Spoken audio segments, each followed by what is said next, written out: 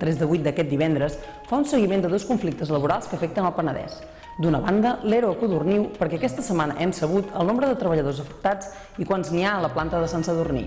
L'altre conflicte és a l'Ajuntament de Vilafranca, on la negociació del conveni amb els treballadors ha entrat en un punt de distensió.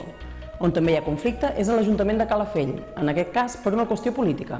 I és que el govern avisa que retirarà les estelades penjades a la via pública, tot i la moció que s'ha aprovat en contra. En l'àmbit cultural, no es perdin l'entrevista amb el músic basc Kepa Junquera, que actua diumenge a l'Auditori de Vilafranca.